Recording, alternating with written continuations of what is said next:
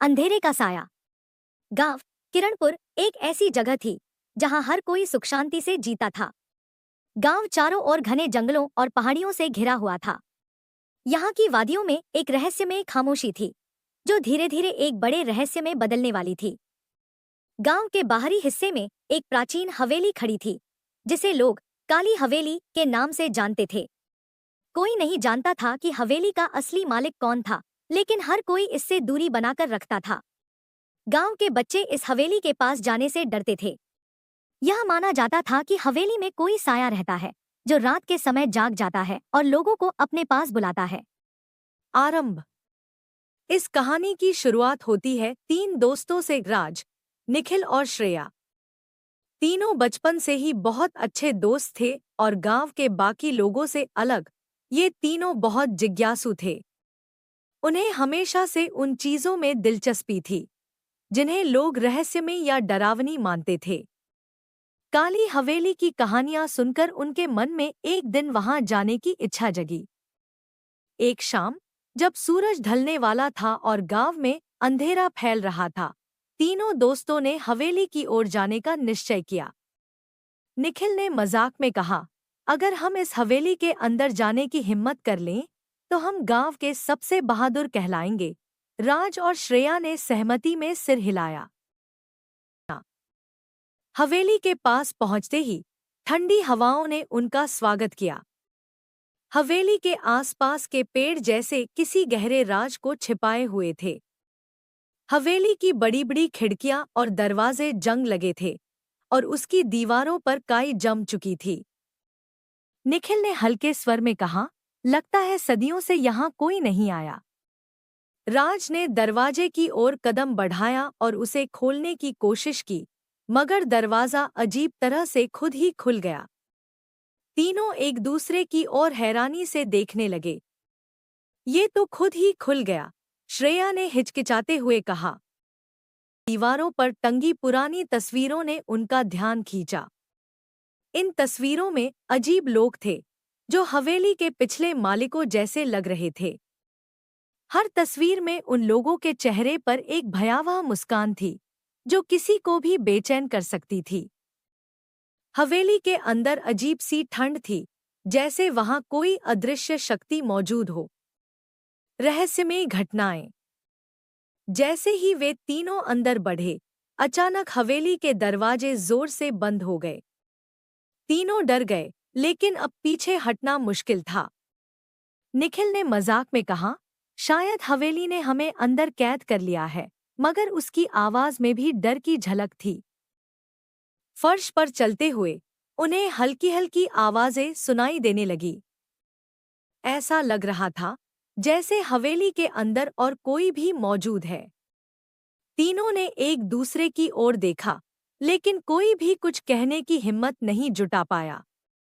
उन्हें एक बड़े हॉल में एक पुरानी घड़ी मिली जिसकी सुइयां अभी भी चल रही थी, लेकिन उसमें समय पीछे की ओर चल रहा था। श्रेया ने ध्यान दिया और तुरंत बोली, यह घड़ी उल्टा क्यों चल रही है? राज ने उसे गौर से देखा और कहा, यहाँ सब कुछ अजीब है। हमें सावधान रहना होगा। अजीब किताब।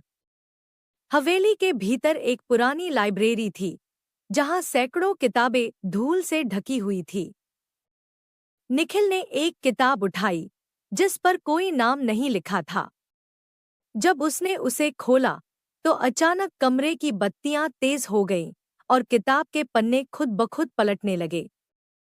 किताब में किसी अज्ञात भाषा में कुछ लिखा हुआ था जिसे वे समझ नहीं पा रहे थे। श्रेया ने किताब को गौर से देखा और महसूस किया कि किताब में जो लिखा है वह कोई मंत्र था। निखिल ने उसे तुरंत बंद कर दिया और कहा, यह कोई साधारण किताब नहीं है। हमें इसे पढ़ने की कोशिश नहीं करनी चाहिए। जैसे ही उन्होंने किताब बंद की, दरवाजे पर जोर से दस्तक हुई। तीनों चौंक गए और एक दूसरे की ओर देखने लगे। असली रहस्य। दस्तक की आवाज तेज हो रही थी। तीनों ने धीरे धीरे दरवाजे की ओर कदम बढ़ाए। जब उन्होंने दरवाजा खोला तो वहां कोई नहीं था।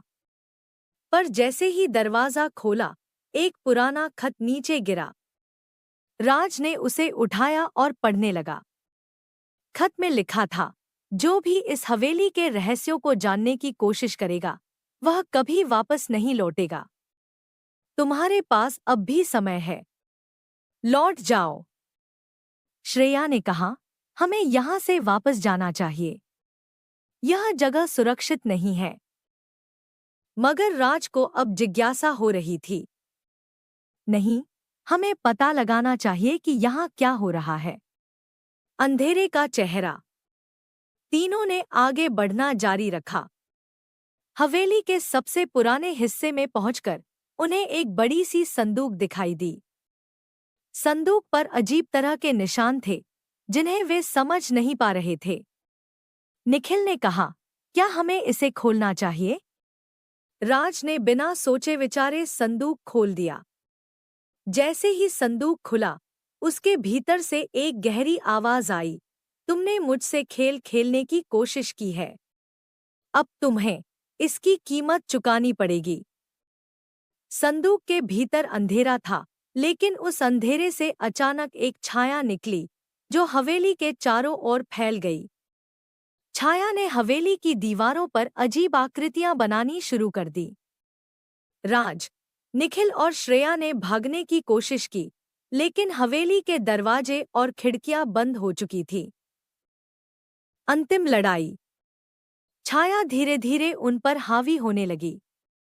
अब उनकी समझ में आ चुका था कि यह हवेली सिर्फ एक जगह नहीं थी, बल्कि किसी अज्ञात शक्ति का घर थी।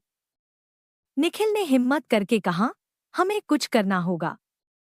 श्रेया ने याद किया कि वह किताब, जिसे उन्होंने लाइब्रेरी में देखा था, शायद वही इस समस्या का हल थी। वह जल्दी से लाइब्रेरी की ओर भागी और उस किताब को फिर से खोलने की कोशिश की। मगर इस बार किताब की पन्ने खुद ब खुद पलटने लगे और एक पन्ने पर अजीब से अक्षर चमकने लगे। राज और निखिल ने मिलकर हवेली के भीतर उस छाया का सामना करने की कोशिश की, लेकिन वह छाया इतनी शक्तिशाली थी कि वे उसकी ताकत के सामने टिक नहीं। तभी श्रेया ने उस किताब से एक मंत्र पढ़ा और अचानक हवेली की दीवारें हिलने लगी। छाया चिल्लाई, तुमने मुझे जगा दिया है, अब मैं तुम्हें नहीं छोड़ूंगी। मगर जैसे ही श्रेया ने अंतिम शब्द पढ़े, हवेली में सब कुछ शांत हो गया। छाया अचानक गायब हो गई और हवेली की दीवारों पर फैला अंधेरा धीरे धीरे गायब हो गया। दरवाजे अपने आप खुल गए और हवेली की रहस्यमय ताकत खत्म हो गई। अंतिम रहस्य। राज, निखिल और श्रेया ने एक दूसरे की ओर देखा और समझ गए कि यह घटना उनके जीवन का सबसे बड़ा अनुभव थी। उन्होंने जान लिया था कि काली हवेली सिर्फ एक खंडहर नहीं थी, बल्कि एक अंधेरी दुनिया का दरवाजा थी। गांव लौटकर उन्होंने यह बात किसी को नहीं बताई, क्योंकि वे जानते थे कि कोई उनकी बात पर यकीन नहीं करेगा। मगर उनके मन में हमेशा यह सवाल रहेगा, क्या वह छाया सच में हमेशा के लिए चली गई है या किसी और दिन लौटेगी? इस कहानी के अंत तक रहस्य बना रहता है और यह रोमांचक अनुभव तीनों दोस्तों के जीवन में एक अटूट छाप छोड़ जाता है। आपको ये कहानी पसंद आई हो तो चैनल को लाइक एंड सब्सक्राइब करें।